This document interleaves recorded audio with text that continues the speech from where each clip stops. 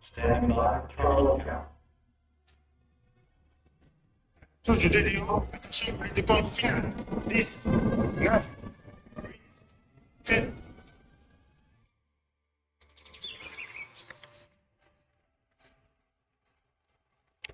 Morning lunch, almost 3:30, and we're gonna make our fueling go or no go call soon. Okay, take it away, Rob. It's all yours. Merry Christmas from the Guyana Space Center, where fueling of the vehicle is moments away, while Webb systems are being carefully monitored for the momentous launch of the largest, most powerful telescope ever sent away from our planet. It is the product of a feat of human ingenuity. 14 countries all working together. We want to look back and see some of the very first stars and galaxies that were born in the early universe. What we call cosmic dawn. We have to accept the fact that we are in a risky business. Everybody said if James Webb is unsuccessful, then NASA will never take on a big challenge again.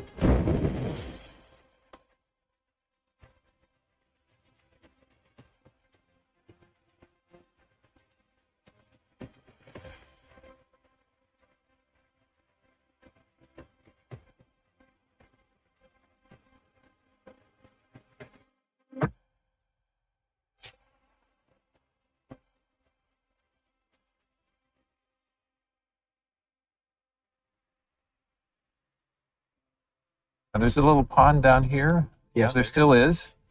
And used to come fishing here occasionally. Well, I would like to tell you the entire story of the universe and a bit about how we learned about it and my personal part of this process and where we're going from here. And the title slide here says, from the Big Bang and on, etc., to the discovery of alien life. And so we haven't exactly found it yet, but I think it's possible in the next few decades. And so I want to outline at the very end how we are hoping to find out about that. So there are many, many mysteries. I got interested in math and science when I was a little kid. Here is a picture of the place where I grew up. My dad was a scientist, but he studied dairy cows. I heard from him that people are made out of cells with chromosomes. I can remember I was about 6 years old and I'd heard about infinity.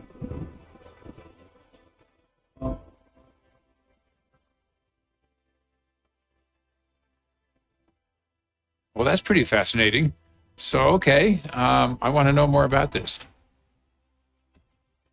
By 8 years old, I was reading Galileo and Darwin biographies and getting all the books about science I could get from the public library. Oh, I latched on pretty early. I knew when I got into the mission that it was going to be exciting. I said, this is the coolest thing that I've ever heard of. This is what I want to work on. And I do not care how hard it is or how long it's going to take. I just want to work on it and make it happen.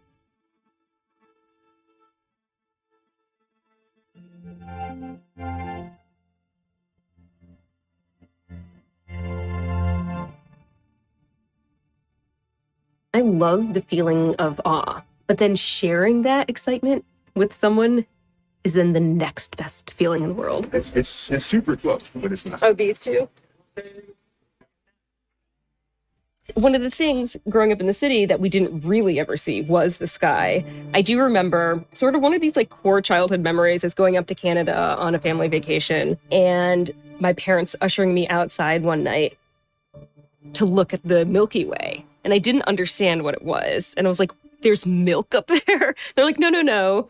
That's our solar system. And we're looking up at all the stars that you wouldn't otherwise see. And I really didn't comprehend because I had no exposure to that prior in my life. Looks like we're over the door.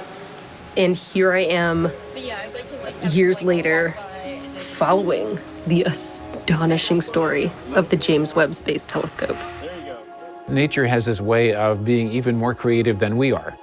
So we have always been surprised by what we see in the sky. This is a really tremendous adventure that we've been on.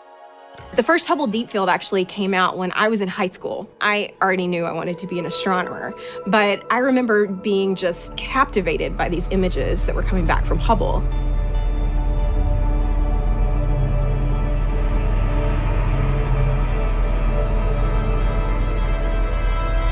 blew my mind to see that first deep field image. And that was sort of a like, yep, this is what I want to do. The earliest conception of Webb derived from the fact that Hubble took a deep field and didn't see newly formed galaxies after the birth of the universe. It's sort of like we're missing that very first piece of the puzzle of how galaxies got their start. Every time NASA builds a new telescope, it needs to be way more sensitive than anything we've ever built before. So every time you launch something, it was a new window on the universe. And so for Webb, we needed to build something that was 100 times more capable. The main thing that Webb had to do to be successful was find these very first galaxies. To look back in time to a part of space that we've never seen before and see the very first epoch of galaxies that were born after the Big Bang. People think the Big Bang is a mystery because they think it's not what it is. The actual picture that we have as astronomers is the entire universe is expanding. The material is rushing apart from other material in a rather smooth, continuous way. Well, we see the galaxies rushing away from us. So what's going to make them rush apart? Well, something kicked them off that way. But since we imagine the universe is infinite, it has to be an infinitely large cause, whatever that is. So we just imagine running the movie backwards in our minds until it's different. So when you get farther enough back in time, the temperature, everything's mushed together. The galaxies are mushed together, the stars are mushed together, the atoms are mushed together, the atoms are torn apart into their constituent subatomic particles. So that's the movie you get if you run everything backwards. So then when you run out of imagining, you say, that's the Big Bang. So needless to say, astronomers have been imagining for a long time, what was this? What would you call it if you could name it? I just call it the expanding universe story. In Calvin and Hobbes, there was a different answer. Calvin called it the horrendous space kablooey, but that didn't catch. And I now ask you to step forward to receive your Nobel Prizes from the hands of His Majesty, the King. And it was March of 1996 when John Mather stopped into my office out here at Goddard and asked me if I'd like to work with him on a new telescope idea he was thinking about. And when John came by and said this, of course, this was before he had his Nobel Prize, but everybody knew, oh, if John asked you to work with him, you want to work with him. So I said, sure, that would be fun. I figured, well, I'd do that for a couple of years. So, Dr. Smith, what is a next-generation space telescope? Well, the NGST, or Next Generation Space Telescope, is the logical successor to the Hubble Space Telescope, or HST. NGST is designed to see the first stars and galaxies that light up in the universe. And, well, here we are, more than 25 years later. I'm still working on Webb. Apollo 8, over. Hello, Apollo 8. Loud and clear. Administrator O'Keefe renamed the Next Generation Space Telescope to the James Webb Space Telescope in honor of James Webb, who was the second administrator of NASA. So why name it after this guy? Well, James Webb was largely responsible for the success of the Apollo program. So you're going to have both science and technology. Appreciate your leadership in this field. I think this can be an asset, this program. I think in time, it's like a lot of things. It's sort of mid-journey, and therefore everybody says, what the hell are we making this trip for? That's right. But at the end of the thing, they may be glad we made it. Houston, Columbia on the high gain, over. Roger, the EVA is progressing beautifully.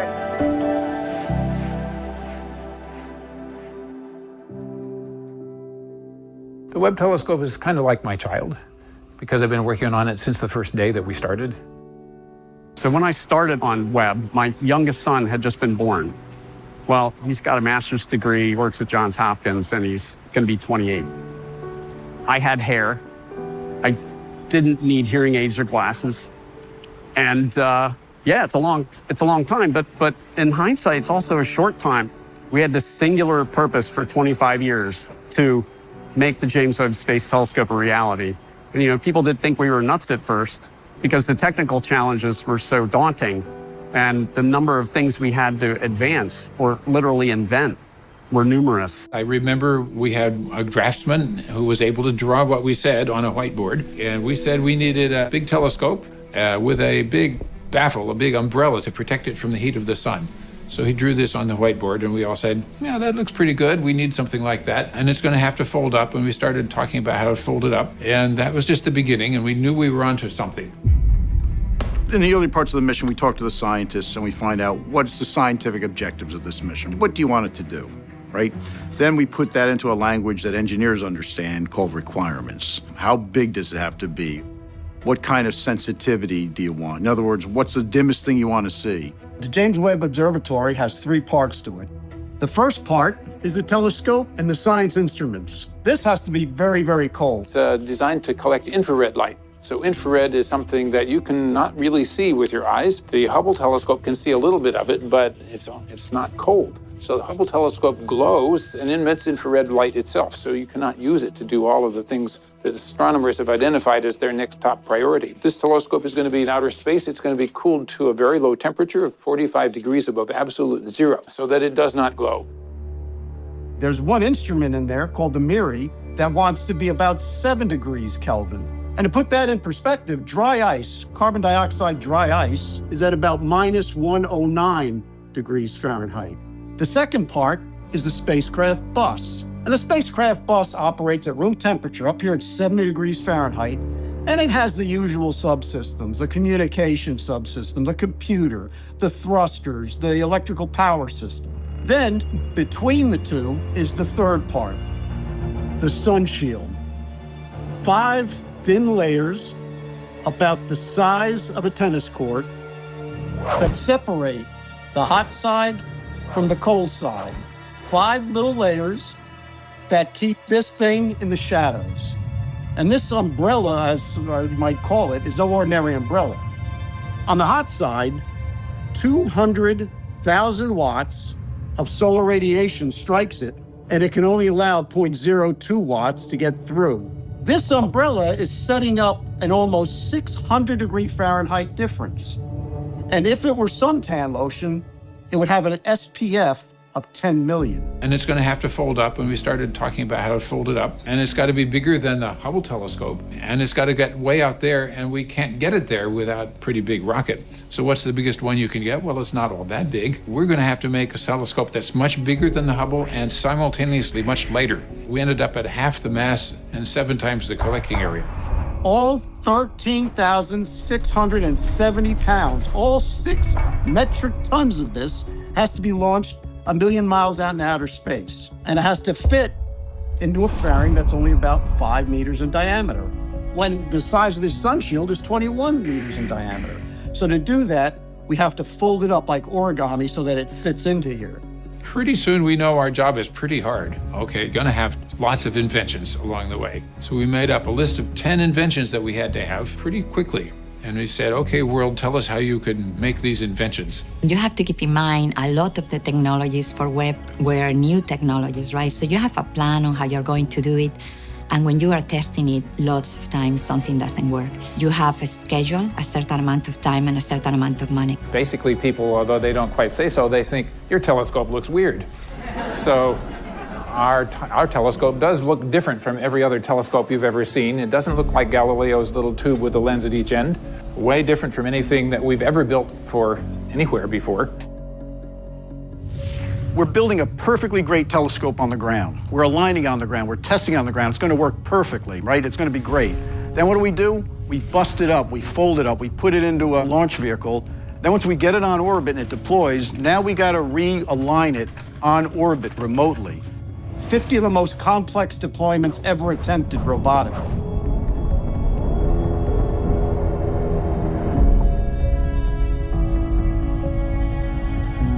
The telescope looks weird, but that's a matter of perspective. To me, it looks beautiful. So that's your mission if you choose to accept it. Yes, we had 344 single-point failures, 295 of which were associated with deployment, almost all of which would have been mission-ending.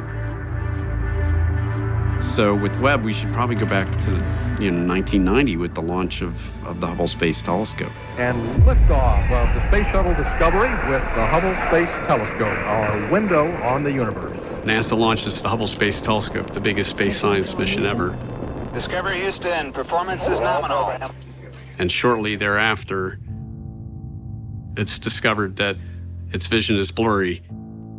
The conclusion we've come to from that is that there's a significant spherical aberration that appears to be present in the optics. I was devastated because I'd worked my entire career on Hubble at that point. Congress had hearings. Hubble's the butt of late-night TV jokes, and it becomes a major embarrassment and major black eye for the agency. Although the surface of the mirror was perfectly smooth, the smoothest mirror ever made by humans on Earth, the trouble is it was too flat at the edges, about a millionth of an inch, which is less than the diameter of human hair. But that was enough to cause the tremendously blurry images that we saw. My neighbors, who all used to be very, happy and congratulating me on working at Hubble, they'd come up to me when I'm pushing my son around in the stroller and say, "Boy, it must be tough working on a national disaster."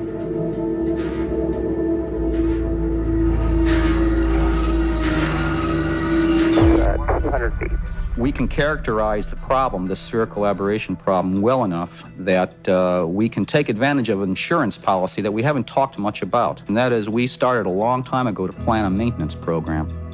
That is, every 3 years we plan to go up with the space shuttle, change out instruments, change out things that broke.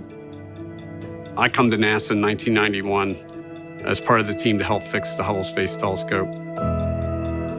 I end up leading a team that's developing corrective optics for the telescope.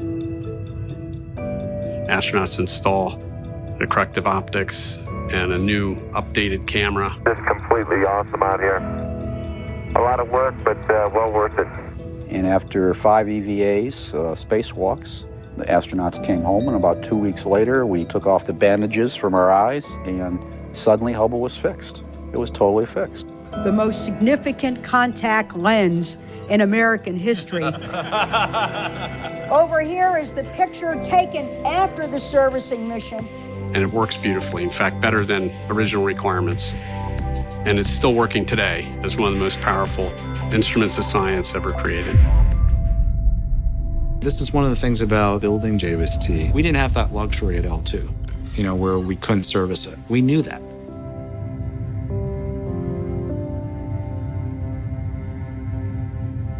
The L2 point is chosen for the Webb telescope because it's the first place where you can go, where the Earth and the Sun are always in the same direction, and so you can put up your one-sided umbrella and protect your telescope, which you want to do either to keep the telescope cold, like the Webb. If you send it another few feet farther out, it'll eventually escape and go away from Earth.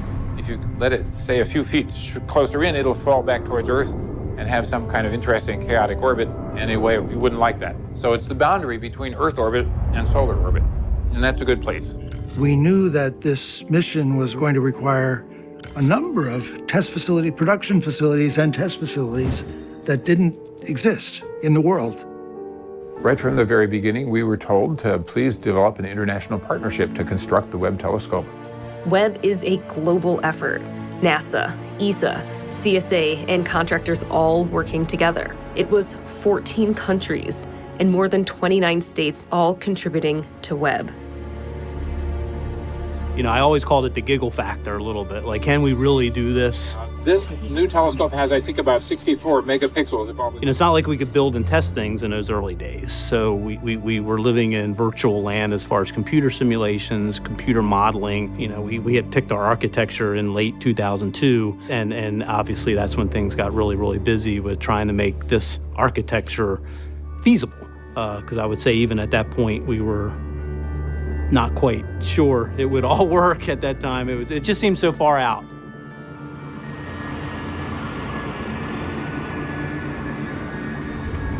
Let's keep making progress on the telescope, because the more we get done, the better the chance that this thing will keep going as a program. I think of the technologies, the ones that I remember were most challenging were developing the material for the primary mirrors. We had a big effort to determine what that material would be. And it was a kind of exotic choice. We chose a material called beryllium, which is element number 4 in the periodic table. It's extremely stiff, extremely light. It was the cryogenic properties of beryllium that really won out. You know, it's how stable it was at cold temperatures, and its thermal conductivity, how thermally stable things were.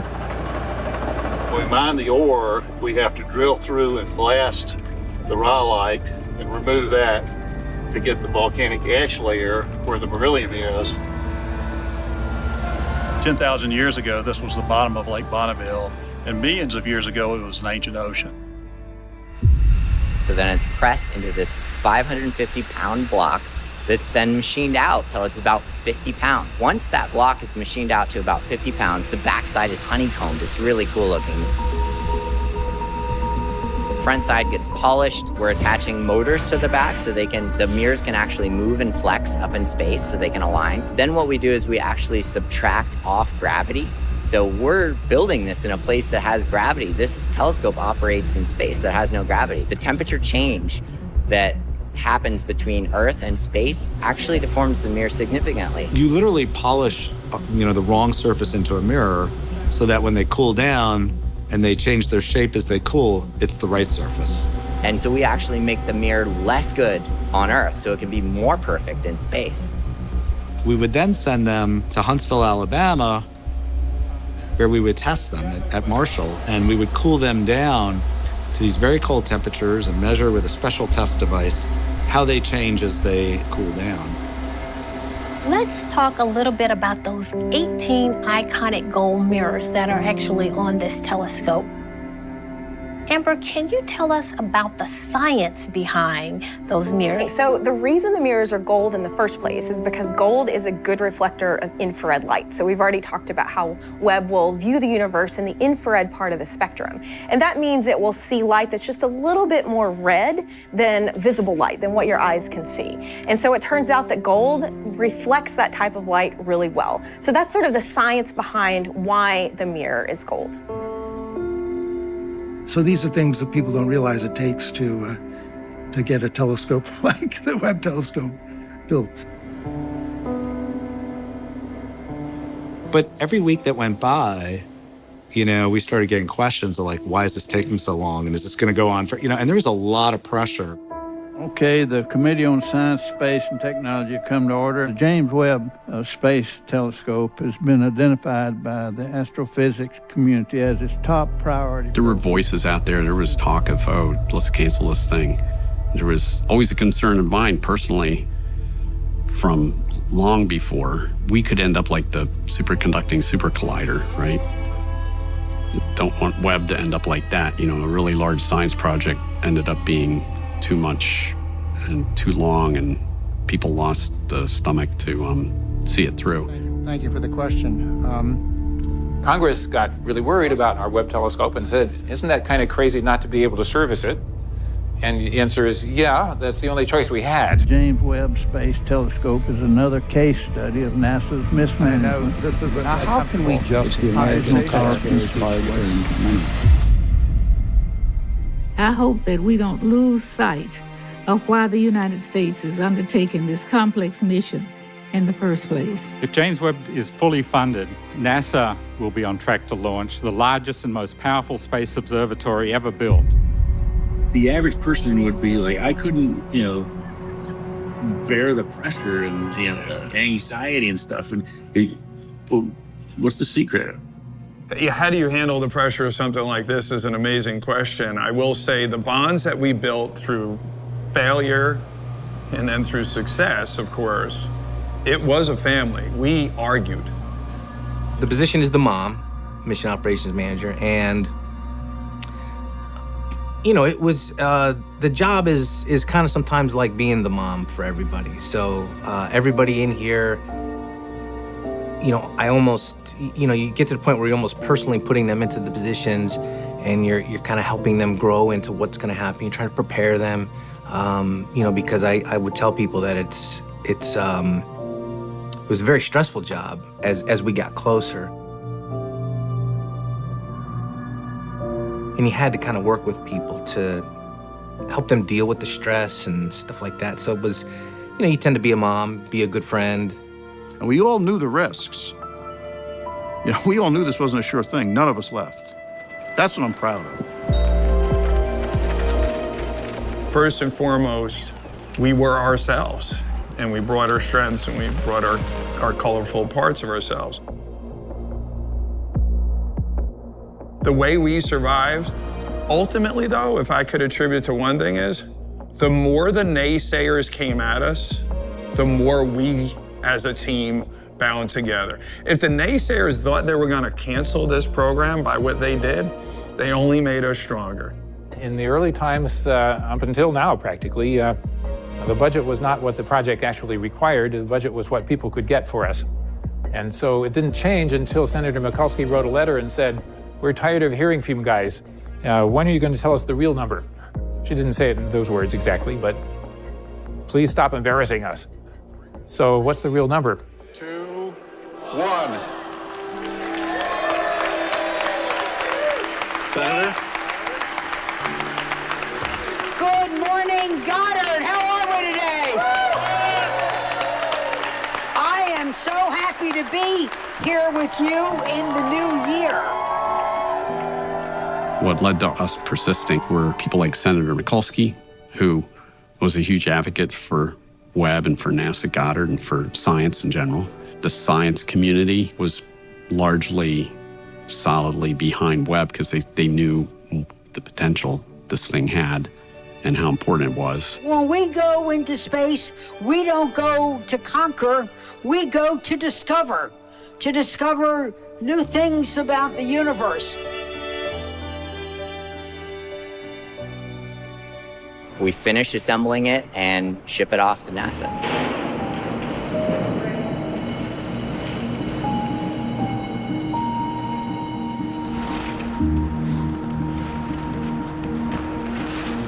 We really don't know any much about it. We know that it was 18 pieces. We have pictures of what it was like. Get back. And that's about it. Everything else is sort of secretive. We just take it from point A to point B. Each mirror is worth about 20. And we have 3 in the trailer, so that's $60 million. And if we drove the truck thinking constantly that there was $60 million in the trailer, we'd probably just drive ourselves crazy and nervous wreck up here. We just have to treat it like everything else and drive it and do our job. Bye, guys. That new space mirror thing that we're carrying in the trailer, it's going to be a little over 1 million miles away. And we've driven 1.3 million on the last truck. So it's going to be really far, I can tell you. You know, because 1 million miles is a long time behind the wheel of a truck. So I can tell you 1 million miles far away is a long distance. It's real. I've seen it. I've seen crates that the mirrors go in. I've seen the drawing of what the mirrors are going to look like once it's put together. You've got 18 of them all hooked together. So then you have to imagine that they're folding each one of these up and then they're opening all up at the same time. It's just like a flower. It's going to be beautiful. I have a little trouble sleeping knowing that these mirrors are on a truck crossing the country. So these are the final 3 mirror segments for the James Webb Space Telescope. So yeah, an incredible milestone here today. Exciting. Worth getting up early for. Absolutely, worth getting up early and standing here in the cold, sure.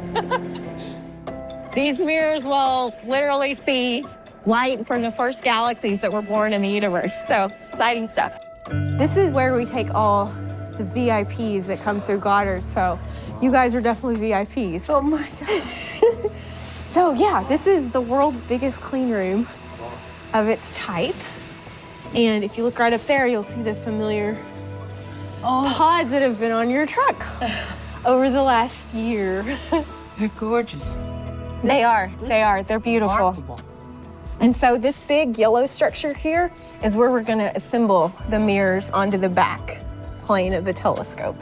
So it'll sit flat, and then that robotic arm right over there will take all the mirrors and place them down on the back plane. So yeah, we have to keep everything clean so that once it gets out to the clean part of space, it's, it's already clean. Mm-hmm. It really is clean. Yeah, and I mean, you see the guys in the bunny suits down here. Wow. So They have to stay protected. And that whole wall over here is air filters. So I guess you can't smoke in there. Can't eat Definitely chicken not. wings in there. No chicken wings allowed in the clean room. No TVs. Everything's so clean. They're busy though. This is just remarkable. Yeah. So when we watch this thing take off and we know that it's in space, Oh, that's what I was we gonna were ask. there. Yeah. We saw it. It's a very tense scene in here when these two guys from L3 Harris were working over the primary mirror to take those covers off. They'd been practicing for a couple weeks before this, but this is a very delicate procedure. Any misstep could damage the primary mirror. Even if they have a drop of sweat that falls off onto the mirror, that could set the mission back, 6 months or a year or so, as they're working to clean that. At one point, they told us they needed silence. So a lot of us, including myself, just took a step back. And this is something we really do not like to do on Webb or on any telescope, is be above the optics, having humans above the optics. So, and it's something that I've done quite a few times on Webb. The technician is on a diving board, which is attached to a forklift, is basically a harness platform attached to a forklift out over the primary mirror.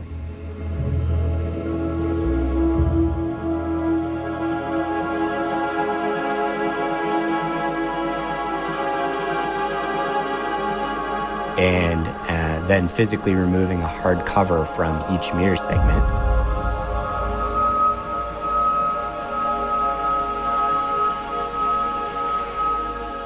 The mirror segments are within millimeters of each other, and so it's very difficult to remove something without scratching or damaging the optical surface. So it was a very delicate operation, and really just showed how careful we were going to need to be.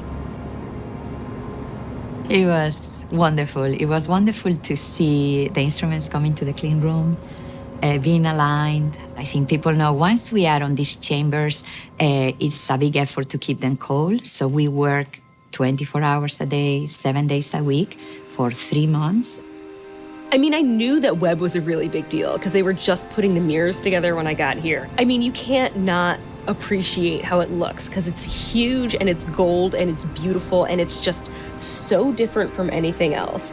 But one of my important life memories really was the first time going in the clean room.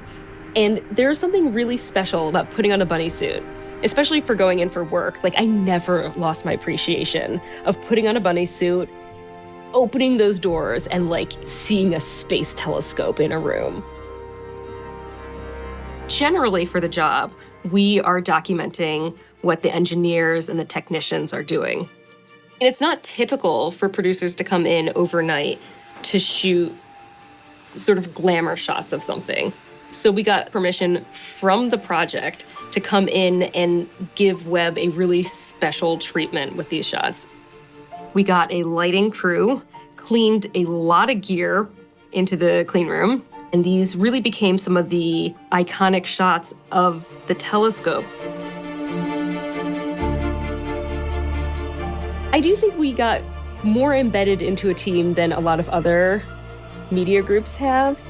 But yeah, you totally feel a part of the team when you are dressed like the rest of the team. And then you get to know your team from this lens. There's some people that I only ever encountered in the clean room and was shocked to see what they actually looked like outside of the clean room. So Paul, go ahead and take us on a tour of the facility. And I might note, this is the same facility that for many years was used to develop the servicing hardware for the Hubble Space Telescope. So it's moving on to its next generation. Paul, it's all yours. So there are 4 instruments and the science instrument module itself. Webb has 4 state-of-the-art science instruments and a guider. The instruments consist of a collection of high-resolution cameras that give you the pretty pictures and spectrographs. And the spectrographs are the real scientific muscle behind James Webb. They're the ones that can tease out the signals that tells you the physics and the chemistry of the objects they're looking at. Behind every image and spectra that we are seeing from Webb, our instrument has to work. So NASA asked the Canadian agency to contribute the fine guidance sensor. That instrument is one that looks for a particular star in the sky, what we call a guide star. Once it finds it, it keeps that position. The intent is to keep the observatory as stable as possible. If you want to take a picture with your camera and your camera is moving, that picture is not going to be good. So we do the same on orbit with this instrument that I look after, and that's a complex operation. I'm an astrophysicist, but I work as a systems engineer on the James Webb Space Telescope, in particular looking after two of the instruments, one of the science instruments and the instrument that guides the telescope to let it take all these pictures that we're seeing. The system would not guide without, because she was the systems person for the guider, and it was such a complex thing to do guiding. There are so many technical details. She had her arms around all of it. I don't know how we could have gotten through all of the complicated way to verify that Webb could point and track properly. That was a complicated thing to prove to ourselves that that was all going to work, and Begonia was key to that. And what was great about her was she had this personality which was so positive. Which is where you have it. All right. I grew up in Spain. I did my degree there. Then I did my PhD in astrophysics in the UK. And then I think for family reasons, we ended up moving to Canada.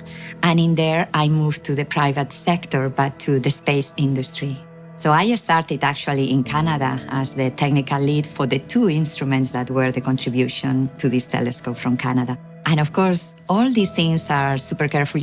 Each instrument is built to meet what they need to do on orbit. Each of them has been tested to show that it can survive the worst part, the launch with the vibration and the noise, the acoustics. We had 3 of these tests on the chamber here at Goddard. The first one had 2 of the instruments, the Canadian and one of the European ones. Good morning. I'm Chris Scalise, Director of the Goddard Space Flight Center. Welcome to the center. I'm standing in Building 29, and behind me is the clean room where we're building the James Webb Space Telescope. And as you can see behind me are the 18 mirrors that form the telescope. Now, so that you can start hearing about the telescope, I want to introduce John Mather. Thank you, Chris. Well, welcome to our science party here today. I think it's a wonderful day to celebrate, and I want to tell you a little bit about what we're doing it for. Today, we're celebrating the fact that our telescope is finished, and we're about to prove that it works. So that's a pretty important milestone for today. When you're launching in a rocket, it's what we call random vibe. It's just random shaking, right? We did what we called a sine vibe test, which is essentially vibrate the thing at a given frequency. Where we literally will shake the full telescope to simulate the effects of launch. And then change the frequency slowly and watch how your system behaves. It's a much more stressing test, but that means that you have the possibility of over-testing certain parts. Certain parts resonate at certain frequencies. And when they start resonating and you go 3, 4, 5, 6, 7 vibrations, you start building up energy. You start with a little shake, and then you go up and you shake it a little harder, and you shake it a little harder.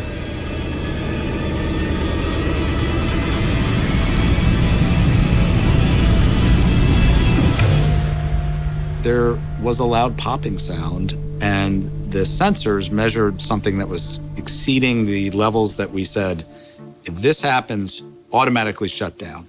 So we had an automatic shutdown. And I still very much remember because it happened on a Saturday, and I was actually home during that particular test. And I get a call, there's going to be a telecom. We just had an automatic shutdown, and there was a loud popping sound. And the popping sound gets your attention because you're not supposed to have a popping sound when you test flight hardware. And I literally drove into Goddard. You know, I'm like listening to the telecom and driving. And we started discussing whether that popping sound could be potentially, you know, something broke. The telescope was actually covered in this like plastic material, and it's purged with dry gas but you can see through the plastic material. So I literally climbed under the telescope with the phone in my ear, and I'm looking at it, and I said, I don't see anything visibly broken, like nothing came off. And it was really difficult to figure out, but it turned out, we started running a separate test of some of the launch restraint mechanisms and the systems that keep it latched up. And we found out what the problem was, which was at a certain level, these things started to chatter. And that chatter sounded like the popping sound that we heard. We call that gapping. We convinced ourselves that we were going to be okay for launch. There is so much at stake. I mean, I love the drama of it all, but you have to understand that people's careers are made from something like this. And Webb was a mission that was going to be spectacular, whether that was good or bad, if it failed or was successful. It was going to always make history. Everybody's pushing to accomplish something that's been outlined as an idea. The inspiration of trying to discover something, to build something that's never been built before, to discover something that's never been known before. It keeps us going, and we are pleased and privileged in our position here at NASA to be able to carry out this on behalf of the country and the world. This center of curvature testing was in the main Goddard clean room, the largest clean room at Goddard, and it's a fantastic facility, but even that is at the limit of what we needed for Webb. The telescope's optical segment, the part with the mirrors and the science instruments, was built at NASA Goddard in Greenbelt, Maryland, then packed and flown to the Johnson Space Center in Houston, Texas.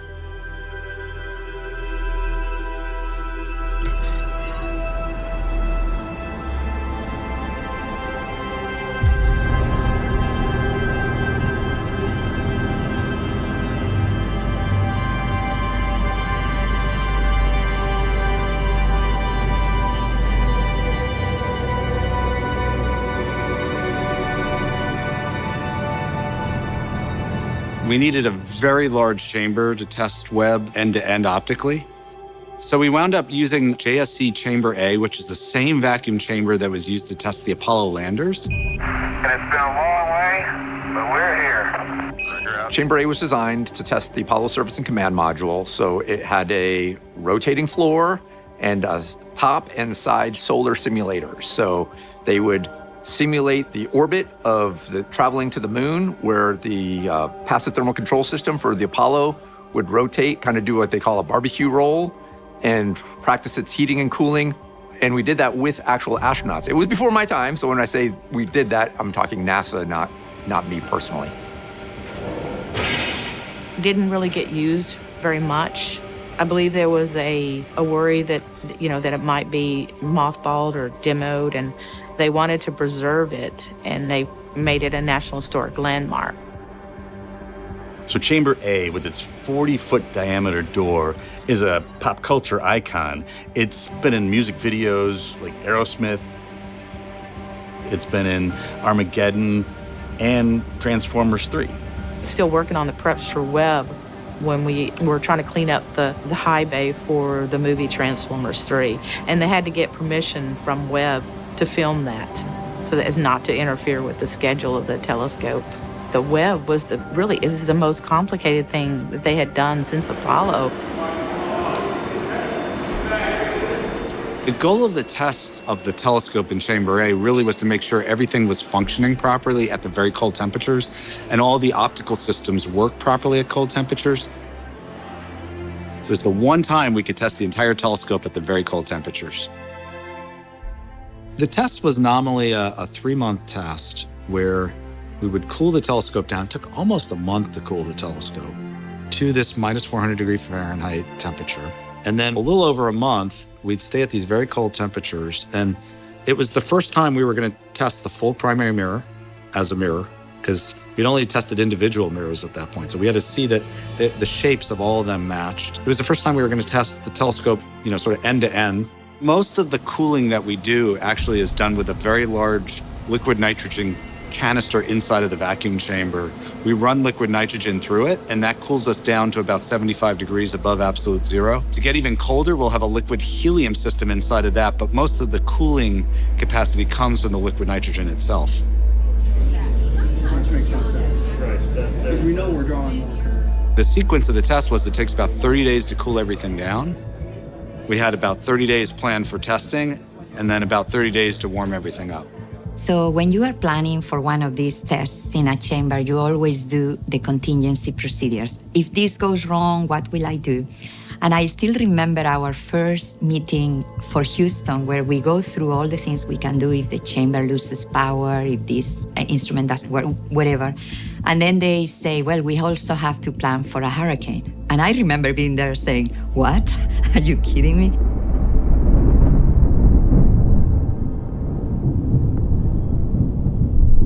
We started hearing about a storm that was brewing, a tropical storm. And we all kind of gathered in a room. We started talking about contingency planning because we had thought a lot about potential for storms and hurricanes. And we did have a 5-day supply of liquid nitrogen in case there was ever a big storm. You know, we got ready. The storm got upgraded and upgraded and upgraded to Category 3 and Category 4. So we were monitoring, and I remember finishing my shift, and the hurricane, it seemed that it was going to come. And we were like, well, what shall we do? And they said, we'll know, so don't worry, go home. I remember going for dinner with some colleagues. We went to the restaurant for dinner. And when we left, the water, you know, we were paddling on water. The water on the street was as high as the sidewalk. So that night, the hurricane hit.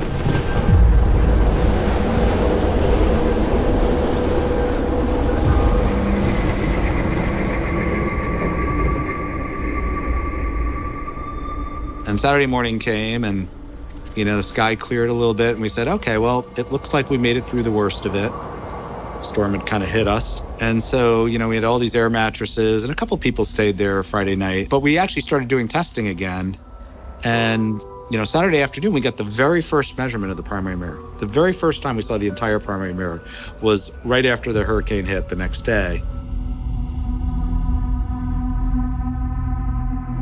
But literally within an hour or two of getting those first measurements, some of us actually had gone out to dinner to kind of celebrate. We made it through it.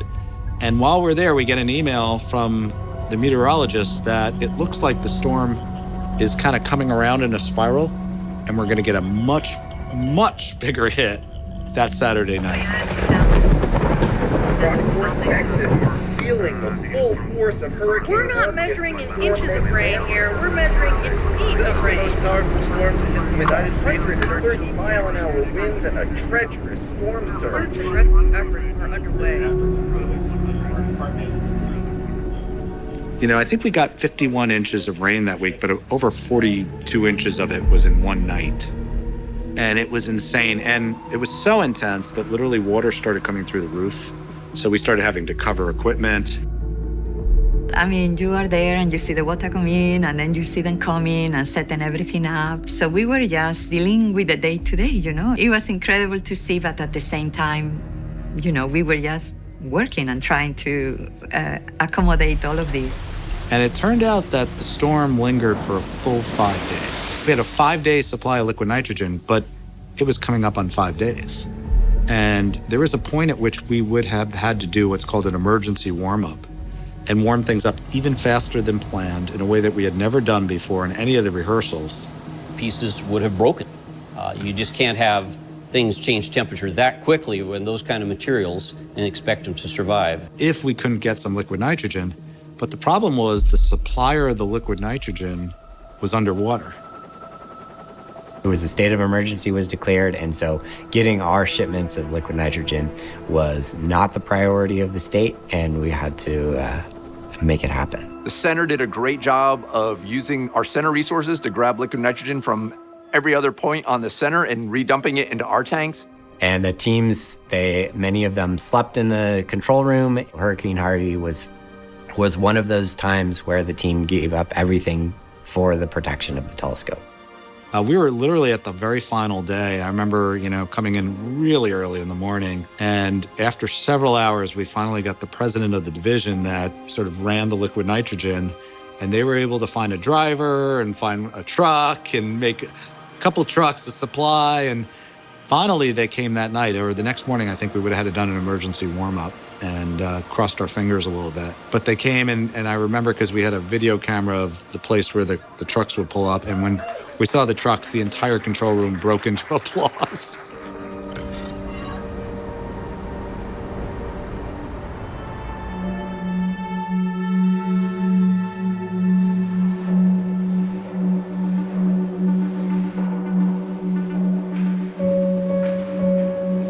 I was one of the first people in the chamber after when we opened it up. It was actually on my birthday.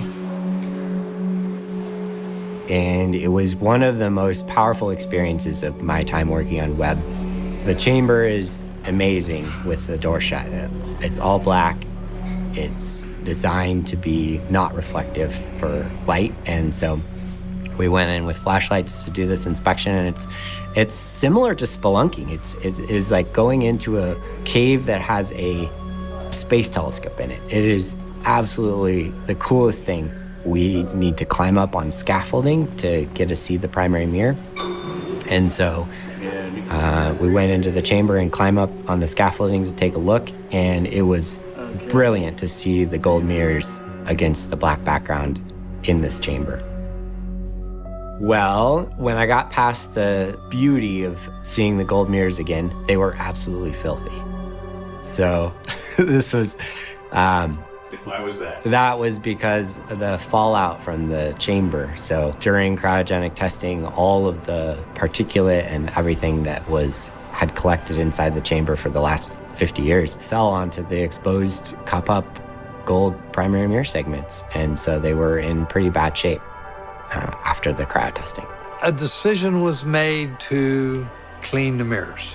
And you look at multi-million-dollar beryllium, gold-coated beryllium mirrors. You're not using squeegee and some Windex. So we rotated it so the gold primary mirror was cupped down. The big fear is that, especially on a coated optic, that through cleaning it, we're going to damage the coating or scratch the mirror or put some other substance on the mirror from what we're using to clean.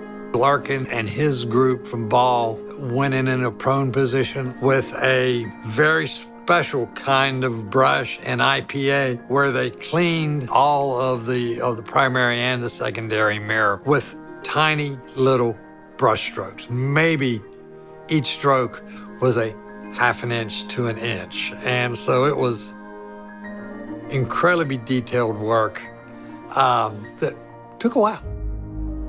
I was within inches of the telescope for 10 days, and being under that gold-coated primary mirror there is something incredible to put the energy into cleaning that mirror and knowing that it's going to be receiving photons from stars and it's going to be helping to reveal the universe, and I get to spend time getting it prepared for that, cleaning it and putting it in the best configuration and the best condition it can be for what it's going to do in the future.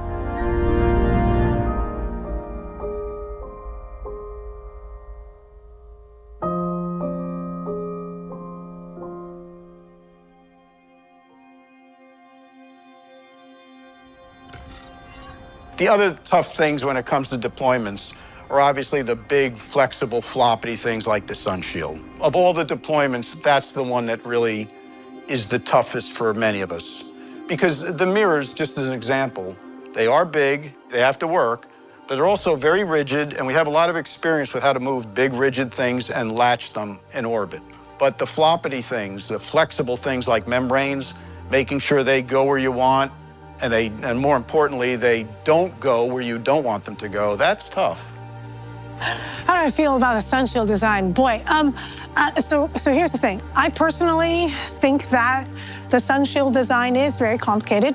There are a lot of pulleys and cables and motors and drives. On the other hand, if you ask me, hey, go simplify the sunshield design, I would not know where to begin. It's I think, complicated by necessity. It's huge, and it has to be lightweight, and it has to deploy, and it has to deploy positively. We have to have tension on it, It can't be loose or floppy, and it has to stow and get folded. You bring in all of these constraints, and if you think about design as a space, right?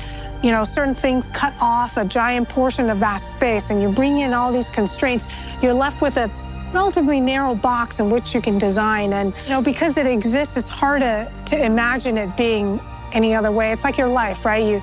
You grew up the way you are, and you are who you are because of the things that shape your existence. And so it's hard to say if you had a do-over, you'd be any different. The sun shield is the key to the entire Webb Observatory. You know, it's the thing that blocks out the heat from the sun, the earth, and the moon from Webb's optics and instruments, allowing them to get down to those super cold temperatures necessary for them to operate. There is not a book. There's no design standards. The sun shield is so novel that we can't find anything like that's been flown that has these crazy things it needs to do. The sun shield turned out to be, I think, maybe a bigger challenge than some people thought because, you know, although there were people experienced at deploying large things that have floppy elements to them, it's still a hard problem, and this was a unique sun shield. And so we wanted to test out things like, you know, how do we actually just handle this material? It's very thin. There's 5 layers, and the thinnest layer is 1 mil, which is 1/1000th of an inch. So, you know, much thinner than your hair. We wanted to make sure we could just handle it without ripping it. If you ever try to fold origami, you know that paper can really only be folded a few times. It makes creases, there's lines. The big thing with the sun shield early on was how do we support it during launch? You know, it's floppy. You know, you got these 5 things that all fold up. You still have to hold it down for launch or it'll sag, it'll move around and tear itself up. So you have to give it support. The launch environment's rather violent.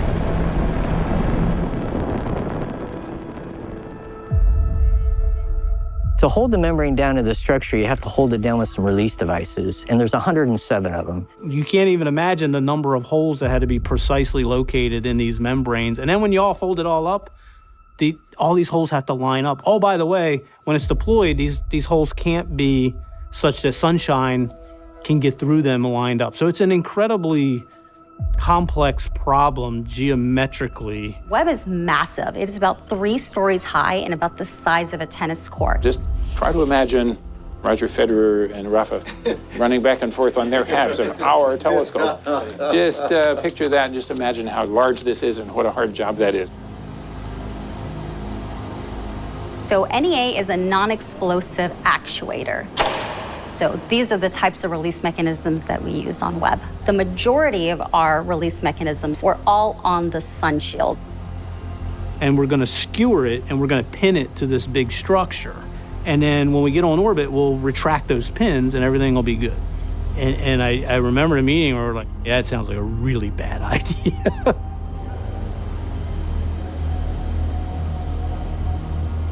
And I was actually out there doing my rotation one time when the head of integration test for Northrop was going to take me in the clean room to do an inspection. We're walking into the clean room. He says, you know, I have to warn you, there might be a little bit of a hubbub in there. And I said, why is that? And he said, well, they found some screws and washers on the ground after this last test. Every single one of those fasteners, 1,000 of them, when the screw goes through the end of the nut, it leaves a sharp edge. That sharp edge could catch a cable or scratch a 1/1000th of an inch thick membrane and punch a hole in it that could lead to an end of a mission. You know, as you really dug into the issue, you know, it was a bit of a subtle interface thing. And one of the reasons you test things is to uncover these issues. But when you're a really large sun shield with a lot of screws and nuts and washers, you know, one small thing can multiply. And then it gets multiplied, you know, we were like in a goldfish tank, you know. The entire planet would read about it, be in newspapers. And you just knew that one was gonna be that kind of issue from the beginning. And that, I think that created a lot of stress for all of us. That was a very big hit. It took about 11-month hit on our schedule. Our architecture, especially in those deployments, had 344 single point failures, right? If you're gonna have 344 single point failures and they're all dependent on the last reset, on the last installation, you have to have an environment of absolute openness and honesty. And the fear that comes from that politics and that kind of stuff is your chief enemy to that. I mean, it's crushing, right? The team is now sunk. It's out there in the news. We're getting less, and we now know we're not going to make our launch date again. Mr. Bridenstine, welcome back. Thank you. You know, how much has changed since 1996? Oh my God. When this was first put out there at $500 million.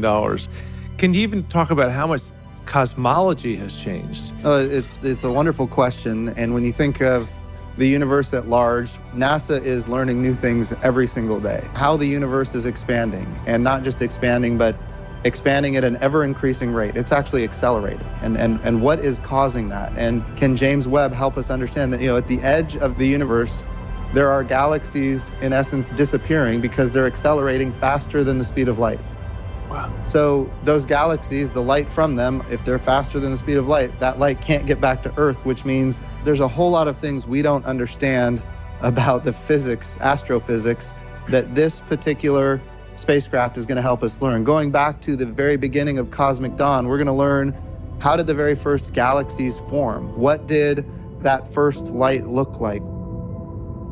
I really want to thank you for the comprehensiveness of that answer, because the world and science itself is changing in ways that impact a project that we have completely different expectations for in 2018. There's a whole host of capabilities that we can't even predict yet until it's on orbit, and we're doing everything we can to get there.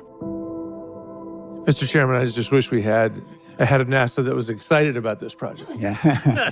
Well, when you asked your first question, I could see that answer going on for a couple of hours, but I thought it was a good answer.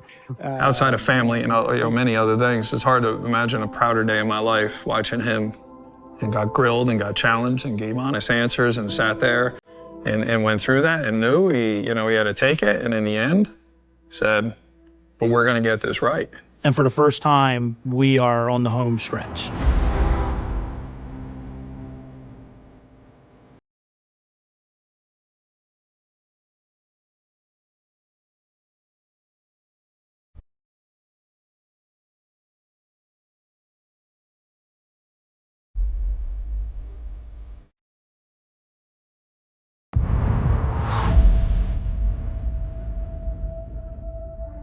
$2020 comes around and COVID hits. And at the time, it was like, you gotta be kidding me. When people ask me what the biggest challenge on Webb was, I almost always say COVID. Now, we had technical issues and technical challenges, but people's health weren't being affected. Well, I tell you, mental health maybe got affected, but direct threats to your health did not come from that. This was a direct threat to our team. And to the most valuable resource of our team was the people. Not money, not schedule, nothing. It was the people. Meanwhile, we're already wearing masks in the high bay. we were way in advance of that, right? Because if you look at all the old shots of Webb and go, oh, look at them wearing masks. Was COVID back in 2011? It was like, no, we wore masks to keep the mirrors clean, right? So we already had mask practice down. And we said, let's keep going. So we kept a core team. That core team came in heroically, never stopped. And the team who never stopped, we all owe an incredible debt of gratitude for, because I tell you, if we had stopped, I don't know what it would have taken to restart. There was just one last Sunshield deployment test before Webb was packed up and sent to French Guiana. This was going to be the last time Webb was deployed ever on the planet. And this was the culmination of the effort of thousands of people around the world. So I wanted to do something spectacular for this. And we got a gyro-stabilized camera system, and we mounted it underneath one of those lifts that they use in the clean room. And this lift can go up to about 65 feet. And I believe during that time, we captured some of the most amazing images of the telescope in its final deployed state.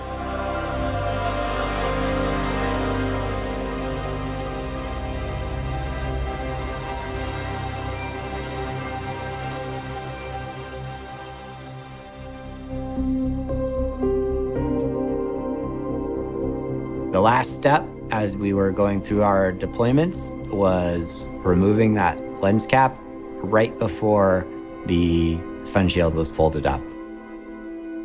The instruments are very sensitive to light. They're designed to be extremely sensitive so they can sense far off faint stars. And so lights from the clean room could potentially damage these instruments. And so we had kept this cover in place not only for contamination to keep any sort of debris or small particulate out of the micro shutters, but also to optically protect the instruments from light that could potentially damage the sensors. This lens cap was removed at the last possible moment while we were stowing the 4 sunshield, and I was the one to do that.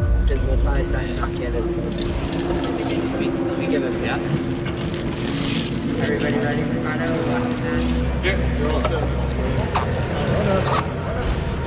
I'm a very even keel person and am able to perform these tasks in a really focused and relaxed way without letting my emotion be a part of it. And this one got me. This one was different. It was the last time that I would be in front of the mirrors in that way.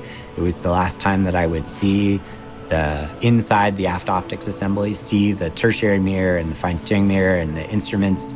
And so removing this cover, it was actually a pretty emotional moment for me.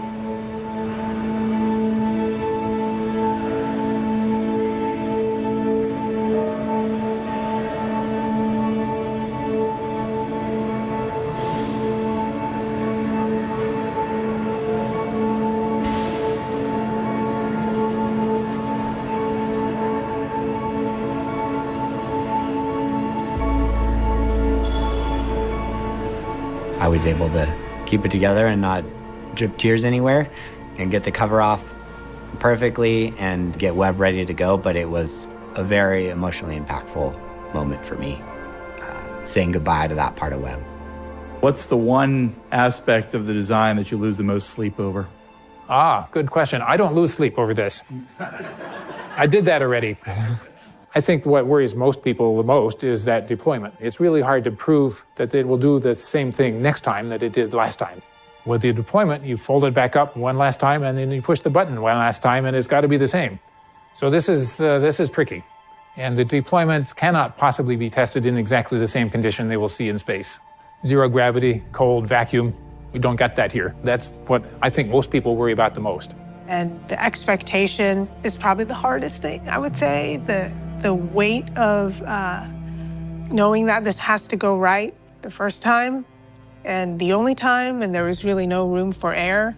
Carrying that around for however long we've all been on the program was a thing. My boss, Jim, used to say that we're like deep sea fish under sort of constant pressure, and that once Webb was launched, we wouldn't really know what to do with ourselves because all the pressure would be off. Webb is by far the largest piece of flight hardware that we've moved. The transporter is the largest transporter that I know of in history to come out of Goddard Space Flight Center. And essentially what STARS is a mobile cleanroom, moving JWST from one location to the other while it's still inside of a cleanroom environment. And so it was goodbye for the entire team that had been a part of the observatory and spacecraft and integration and everything for 20 years at that point. There was nothing easy about Webb at all. I don't care what aspect of the mission you looked at. So moving around that huge behemoth of a telescope became extraordinarily challenging. The 405 is just something that is a big part of the heart of LA and that whole community. And so it was really neat that we got to send it right through the heart of LA and off to the sea in that way and be a part of that.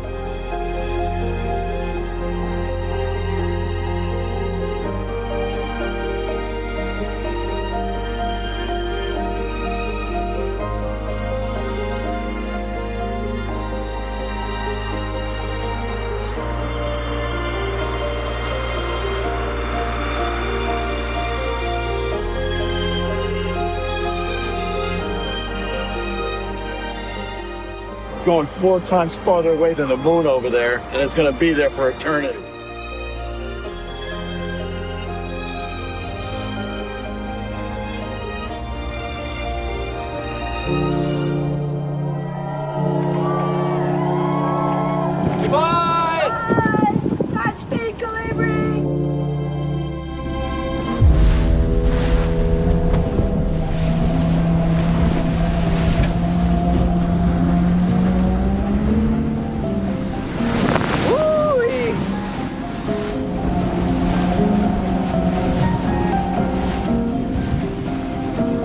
shipping the James Webb Space Telescope to its launch site in French Guiana. It just left port in the Naval Weapons Center, Seal Beach. And after 25 years of development, it's headed for its launch site and its final destination in space.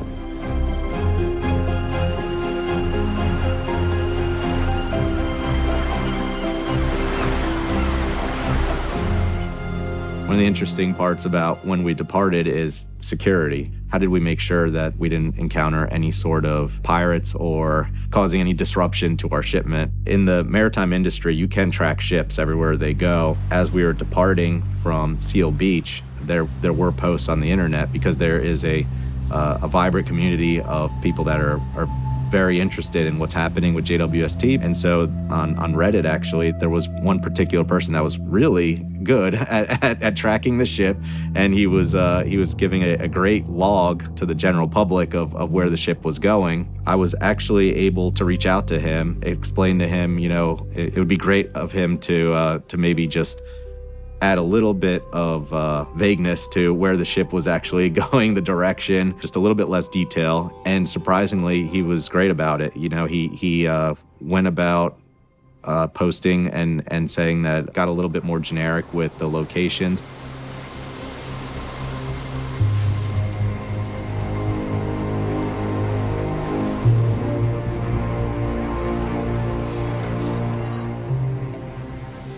But Kourou is actually a good place for a launch site, very close to the equator, and that helps you getting an extra spin when you launch. It was a bubble that we were there, mostly hidden from the pandemic, able to work and just focus on Webb and getting it ready for launch.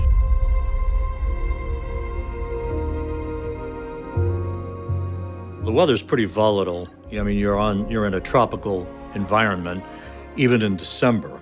In fact, caused one launch delay of a few days. Under the umbrella of that launch delay, no pun intended, the technical folks preparing Webb for rollout had a bit of extra time to be able to attend to last-minute preparations.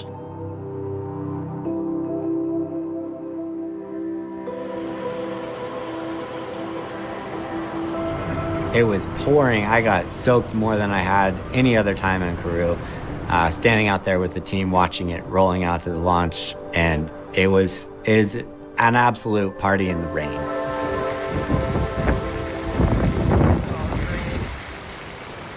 We weren't going anyplace until Webb was off the ground safely on its way.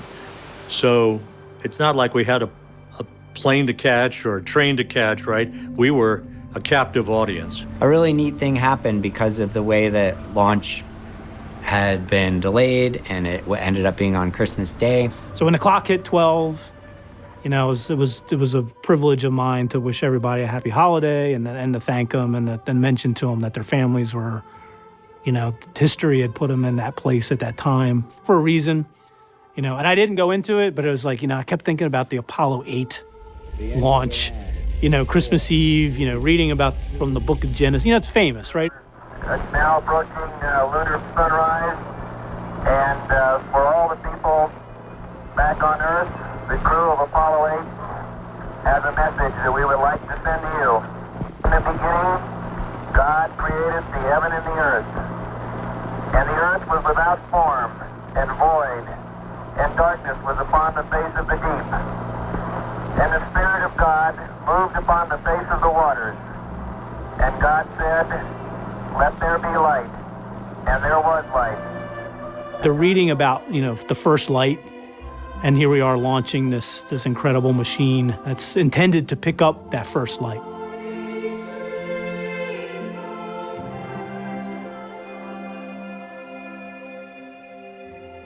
When the Webb telescope was launched, I was just sitting on the sofa with my wife because COVID was happening, so everybody stayed home. We didn't have any launch parties.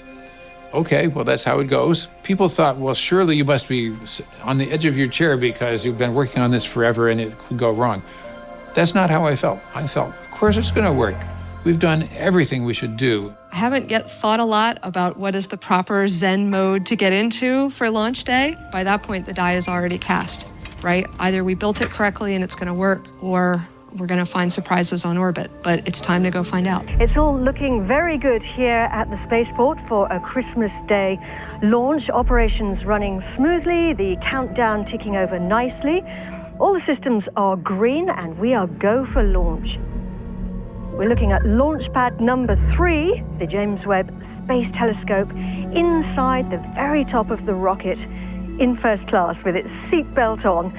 I'm in the Mission Control Center here at the spaceport, the nerve center of operations. We're about 10 kilometers from that pad, and behind me you can see it's a laser focus here in the control center with the mission control centers all on console there as we get closer to launch. Can just go to black? Take away what I would tell you. Merry Christmas from the Guyana Space Center in Kourou, French Guiana. You know, they do Ariane 5 launches frequently out of French Guiana, but there was something different about this one. There was something in the air that said, this has a different aura, this has a different importance, this one had a different flavor to it, and you knew you were in the middle of something big.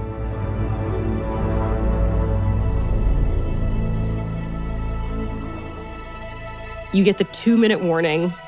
Everyone goes out onto these balconies. And you were watching a number of people, VIPs and invited guests, moving out to the observation platform that is right next to the Jupiter Control Center as we stand by for the 1-minute call from Jean-Luc Voyer. À tous les DO, attention pour moins 1 minute.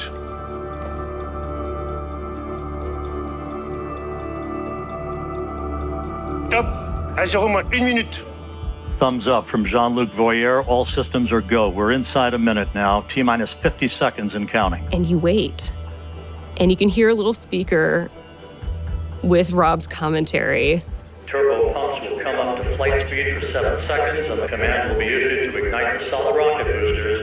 The James Webb Space Telescope will be on its way. And then he starts counting down. T-minus 30 seconds and counting. By the time he got to 8, my throat was just closing. Standing by for terminal count. À tous de DDO, attention pour les décomptes finales. 10, 9, 8, 7, 6, 5, 4, 3, 2, montez.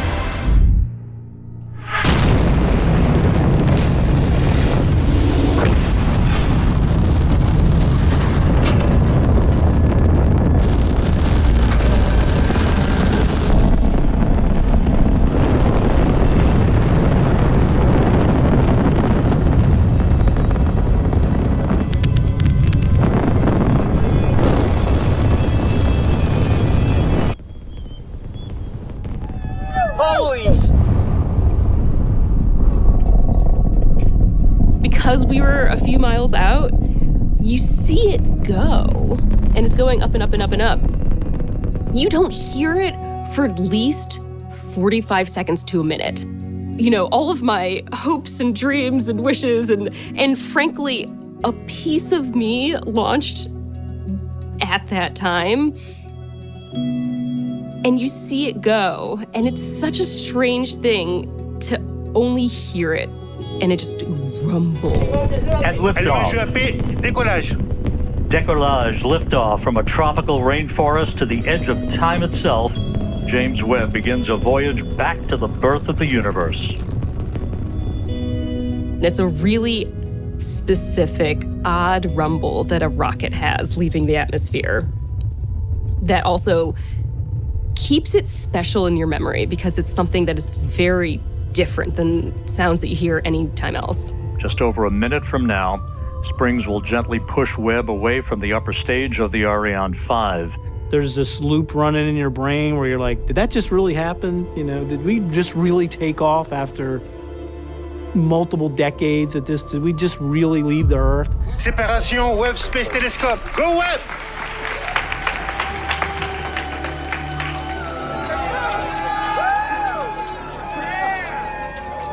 Ironically enough, as we marvel on this view from the upper stage camera, this will be humanity's last view of the James Webb Space Telescope as it moves to its workplace about 1 million miles away from Earth. The launch team is done. Now all the attention turns to the operations centers. For those of you who are just joining us, we are looking at live coverage of the deployment of the secondary mirror for the James Webb Space Telescope. You're looking at an animation that includes real-time telemetry, real-time data from the spacecraft as to the configuration that it's in. We used to make jokes. It was like, hey, Merry Christmas. Look what we got. We got a telescope. Oh, some assembly required. Yeah, it was some assembly. We start getting our deployments started, and Webb was performing beautifully.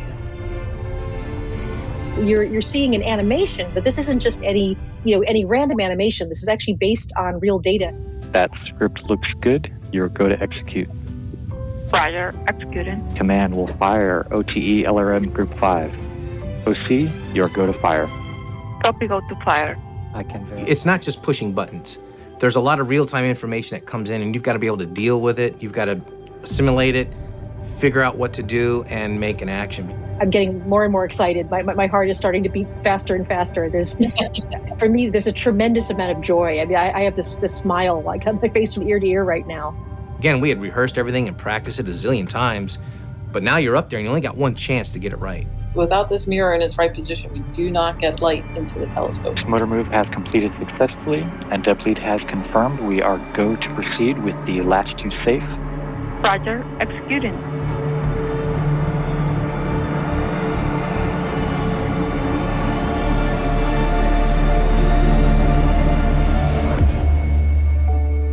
We are now at a point where we're about 600,000 miles from Earth, and we actually have a telescope. So congratulations to everybody.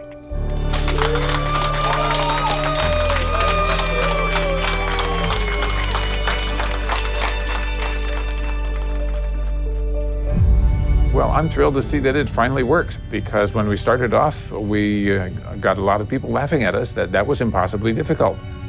And now it's done.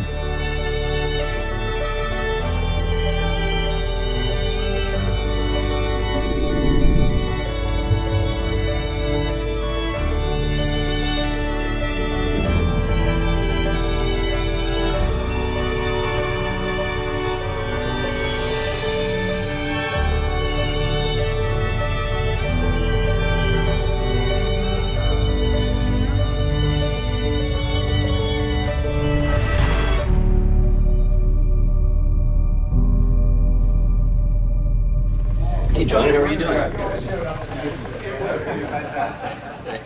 Hey, John. Well, good morning. When we built the equipment, we drew our requirements up, they're all numbers. Nobody tells you what that means in terms of the beauty of the universe. Years and years ago, people asked me, John, are the pictures going to be beautiful?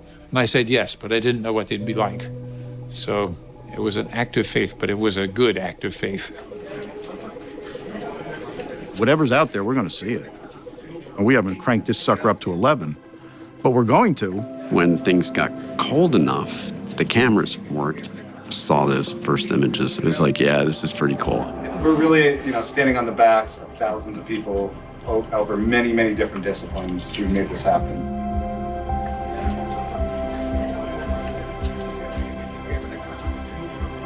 The image came back. There was the beautiful center image of the star with 6 radiating rays of light, and there's supposed to be nothing behind it. Nothing. What we saw turned out to be 250 galaxies that have never been seen before in this image that supposedly had nothing in it. There are galaxies everywhere. People said we've been photobombed by galaxies. So, well, that's a pretty big thrill for everybody. I didn't know I was coming to a pep rally today. But that's all the better. And you've got a lot to be rallying for. This morning, folks across this planet are going to see the images captured by this telescope. This telescope, because of infrared, is going to be able to penetrate through the dust clouds. You're going to see the formation of stars. You're going to see devouring black holes.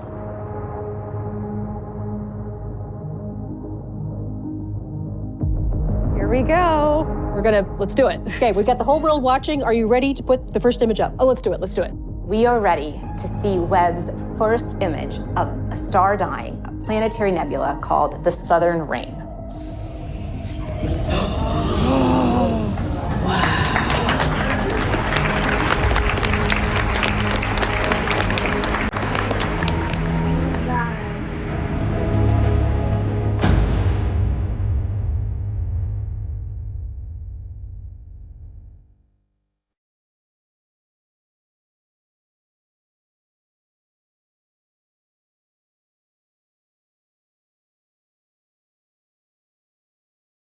The art that is out there in the sky revealed for the first time. We're thinking of the team and we're thanking them. John, thanks to you. Thanks to all of you.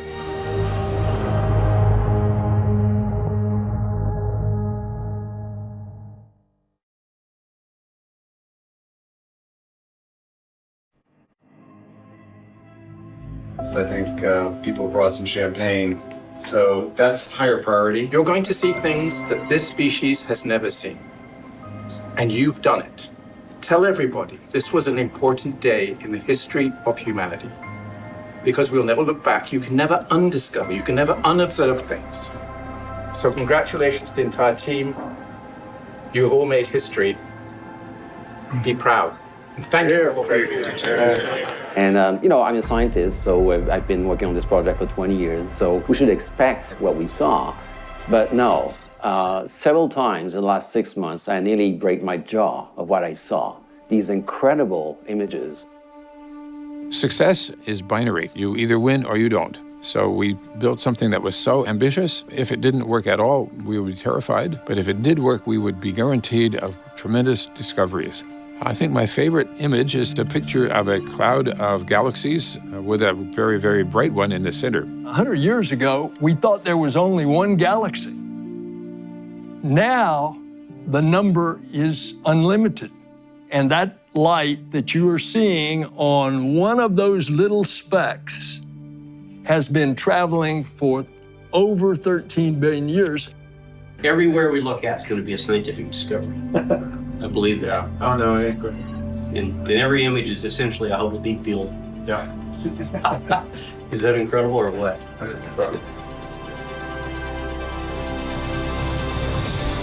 This stunning vista of the cosmic cliffs of the Carina Nebula reveals new details about this vast stellar nursery. Today, for the first time, we're seeing brand new stars that were previously completely hidden from our view.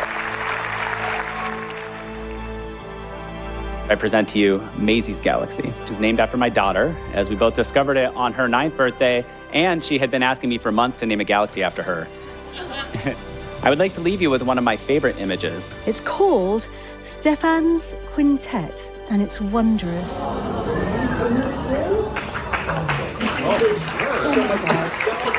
From the perspective of what we're going to find out, what do you tell a 7-year-old when she says, I get what the curiosity thing's doing, but what's JWST going to do, Dad? Okay. She's got a good question. What we're actually trying to find out is the entire history of the universe from then till now, from the beginning till now, including the things that made galaxies and stars and planets and Earth, and made it possible for us to live on our particular little Earth. So that's why I'm interested. I asked my dad that question sort of like that, and I said, well, where did we come from? I was about 6 or 7 or something. Nobody knew. We knew a little bit, but we certainly couldn't tell you the whole story. You know, we can get as geeky and as in the details as you want, but when you step back for a minute, it really is about our place in the universe. And that's something that resonates with people, and that they hit people in an artistic and a spiritual way. I'm reaching out to you from London. My father was diagnosed last year with stage 4 cancer. And unfortunately, the prognosis means he doesn't have a great deal of time left with us. From as early as I can remember, my father has been out burning the midnight oil, looking at the stars through his telescope. And often driving into the mountain overnight, setting up to take pictures and even submitting photos of what he found in magazines. When I was a kid, I remember him upgrading his telescope every few years after saving away. He is so passionate about the work you do, and the recent advancements of the JWST has been very exciting for him. I'm really pleased he's still here to follow along with all the amazing innovation you and your team are doing at the moment. He keeps busy keeping up with the news around your advancements. That's really cool. For me, these letters express how I feel. These letters are about the wonder that I feel looking at the universe, the wonder that I feel looking at our team that made this observations and tool possible, astonishment at what we're able to discover. It's kind of beyond words to describe how satisfying and fulfilling and rewarding it is after reading things like this. I mean, yeah, it's pretty hard to describe. It really makes you feel good about what you do, and to make a mark for good and for positive things in the world is pretty cool, pretty special. That's actually why I do love space, and I think that other people love space, because it does give you that sense of awe and like feeling one with the universe. So I'm glad it helped someone. Look, there aren't many things these days that almost everyone on planet Earth can feel inspired about. But I feel like the images from Webb are one of those things. They bring in a sense of wonder. It's kind of like when you're a little kid and you look up at the night sky. We need some wonder in our world. It's just a feeling of immense joy and achievement. And I feel happy for humanity a little bit, yeah. So I'm lucky enough that I get to continue telling the story about what NASA's doing for its next big flagship missions. There are plenty of other mysteries of science, but we are seeing with our own eyes, with the aid of telescopes, the process unfolding. So what more could you hope for from astronomy? One of the core obligations we have is oversight. And we quite often hear in government how things don't work. I just want to say thank you for exceeding our expectations, and let's continue. And with that, I yield back. So congratulations to everyone for making it happen. And we now are counting on continued brilliance for the next half a century, at least. Thank you for proving it's possible. Looking back to childhood, we had no idea. No one had any idea what the future would bring in terms of space exploration, new technology, electronics. It was all new. We had no idea that computers would ever be so powerful or so common. Marvels are yet to occur, and we are still growing rapidly in our capabilities. So astronomers have already a book that we outlined what we'd like to do for the next many decades. I think it'll take us a century before we run out of that book. And then from what we learn in the next decades, we'll have more miracles to produce, more miracles to ask for. So much is possible, and this is a very exciting time to be an astronomer.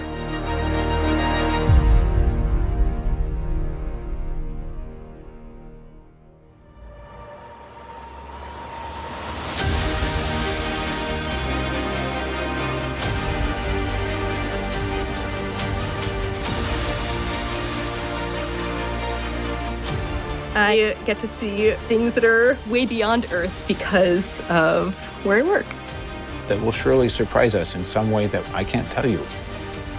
It's an exciting moment. This thing's been a long time in the making. And once we get it out there, we got to robotically put it back together. That's never been done before. Pride in humanity, that when we want to, we can do that. We're building this telescope really to answer fundamental questions that we have. It's detecting the building blocks of life on exoplanets. That then gets sent into the telescope. All these galaxies in the background photobomb the pictures, right? I feel like we're discovering new parts of the universe. It's going to raw inspire us as people, or it's going to solve a problem we didn't know how to solve because we're going to learn something that we didn't know until this big eyeball in the sky opened up and saw it. I don't know who else gets to say that. The James Webb Space